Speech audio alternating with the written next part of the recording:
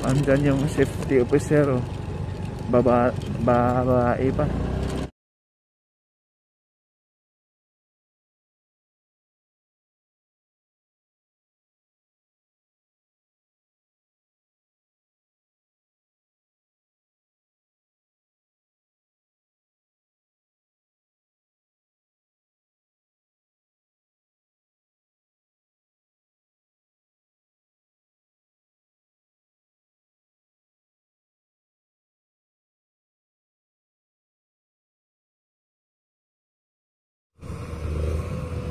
Yan.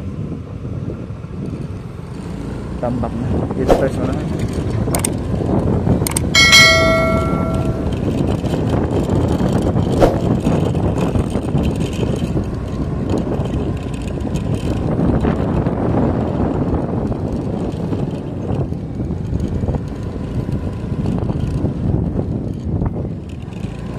Ang taas na pala rito.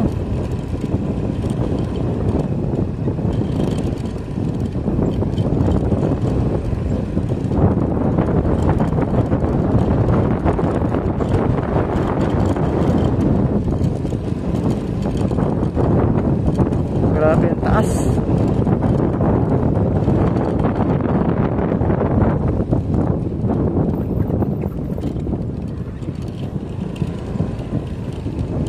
Nakakalula na.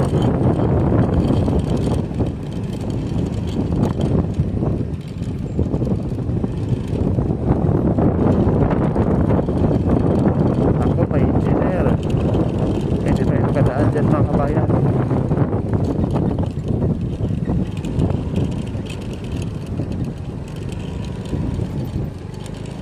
Andyan yung safety officer, oh. Babae pa.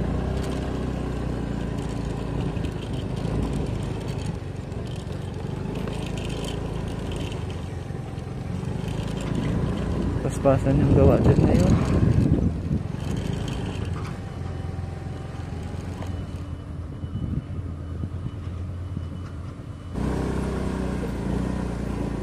Barangay Balubal 1.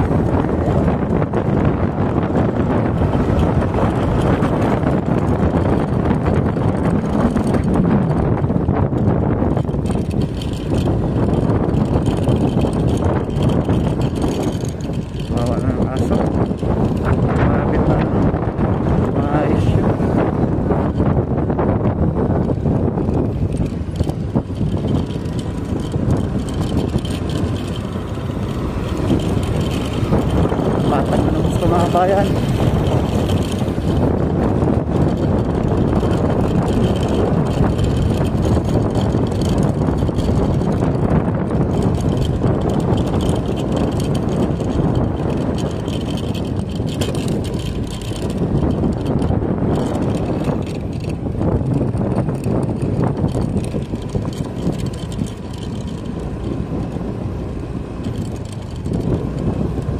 Sobrang taas na yung tambak nito eh. Kita nyo naman yan mga kabayan, no? Ang lapad na.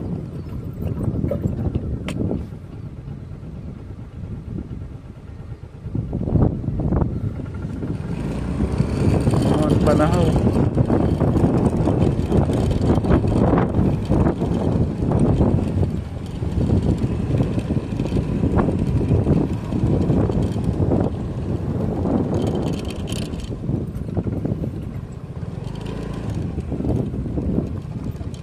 Pangalan ng barangay dito kuya? Barangay Balubal po, Barangay Balubal, Purok Uno, Sariaya, Quezon.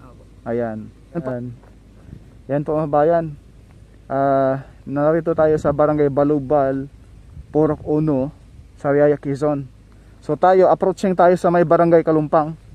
Dito sa portion na ito mga bayan. Yan. Salamat kuya. God bless. Ayan po mga bayan, approaching tayo sa may Barangay Kalumpang.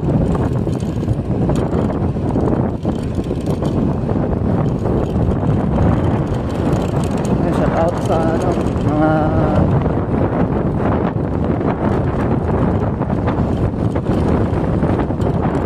bayan natin rito, no? Ayan po, may marker na mga bayan. Nagbahiwatig yan na malapit na tulatagan ng concrete cement.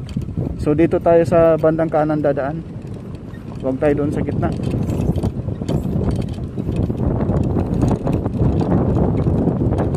Bakit kaya may dalawang palapag mga bayan, no? Ano kayo purpose nito? Bukod dito meron pa, may marker. So posible siguro ganyan para lalagyan nila ng ano,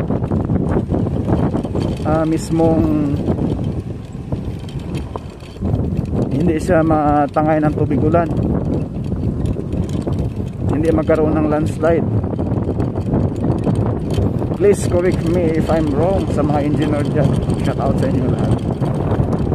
Nakakalungkot mga bayan na isipin na yung mga engineer ngayon sa DOTR ay nagsipag-resign na, nag-apply sa private na mga company. Ayan, itong ilog nilagyan nila yung landscape ni kuya. Ayan, para ano sa tubig. Ayan. Kasi magkaroon ng tulay dito sa taas, may tulay dyan, maraming wire sa taas po. So dito na tayo. Napakataas yung tampak mga bayan, no? Grabe, halos kalipil na po dyan sa mga puno. So approaching na tayo dito sa Barangay Kalumpang, Ayabas, Quezon. Uy, kala ko na sagasaan yung aso eh. Hindi pala, joker na aso.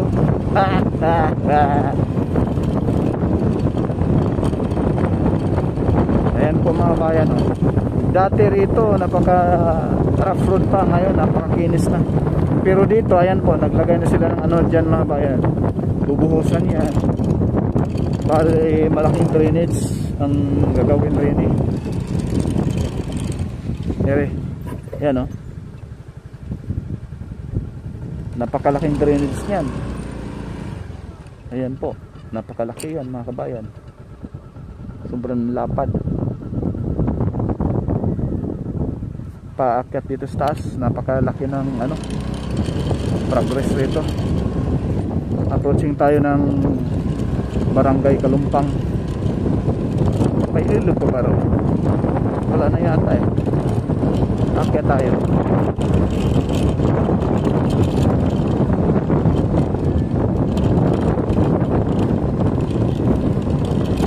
May ilog pa nga, may isa pang ilog.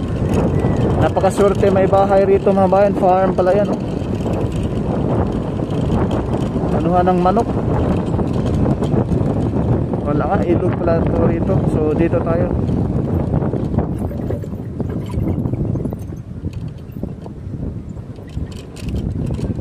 Kala ko may daan. Laking aso.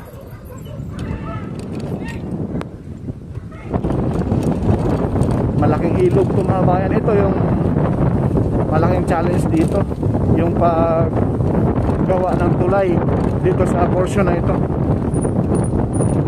sa boundary ng Barangay Balubal, Purok Uno at Barangay Kalumpang. Ayan portion.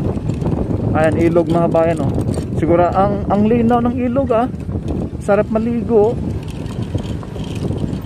Yan. Yan, oh, ang linaw, oh. Maraming tilapia yan, sigurado yan.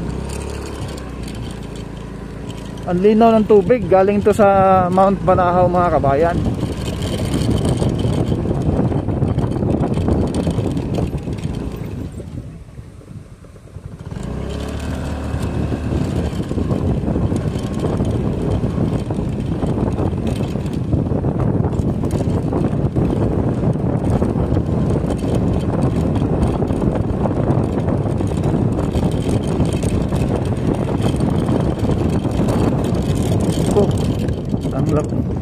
Galing ni ate. Pipicture natin si ate. Ayan o.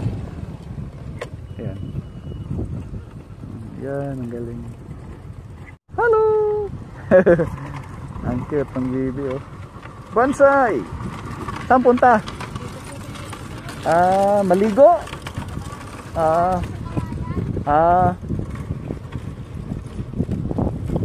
Yan mga bayan. Ganyan yung buhay probinsya. Naalala ko ganyan ako dati mga bayan. Yun oh. Yung dalawang baby na yun. Yan, may kabayo pa oh.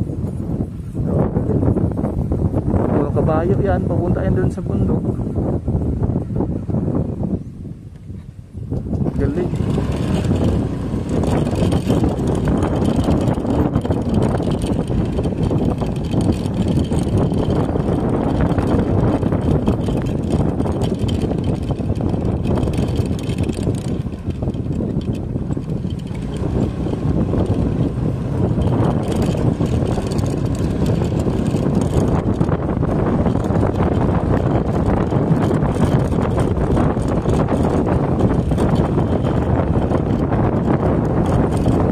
Yan na yung barangay Kalumpang dito mga bayan. So ito na yung portion ng Tayabas Interchange dyan sa dulo. Lubat. Ayan yung pababa doon sa ano. Dito puntahan natin.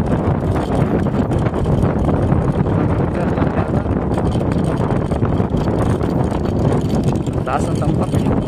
Yan na yung interchange ng Tayabas. Bawal yata dumaan.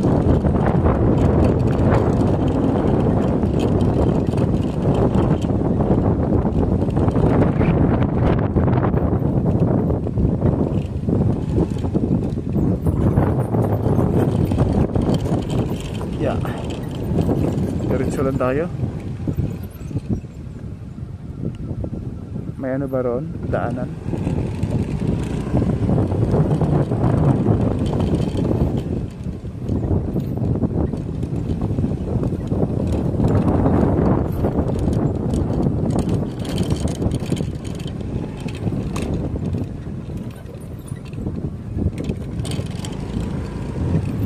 Ayun.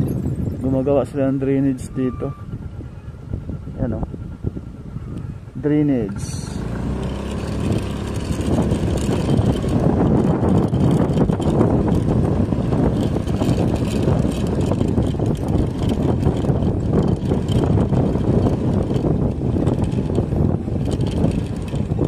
Wala na madaanan. Putik mga bayan eh.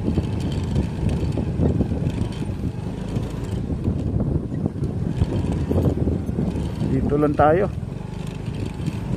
Palipad na lang tayo ng drone ito. Yan o.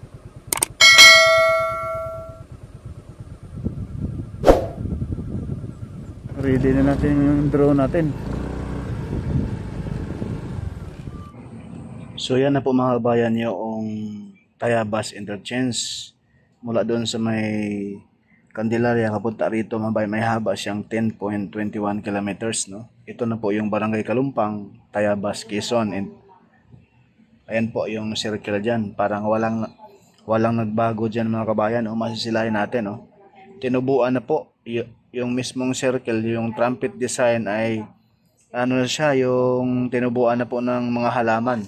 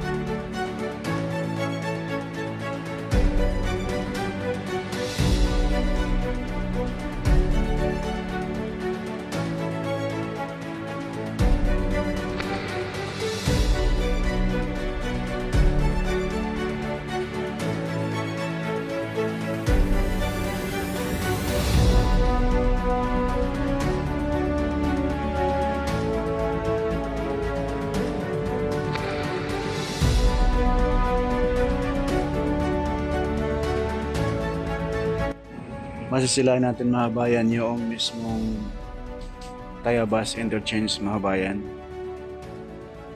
Ayan po. Doon sa entrada nating video sa mapa natin, makita na yung forma dyan, no? Ngayon hindi natin mapalapitan ng husto dahil po malakas na yung ambon at sobrang lakas ng hangin.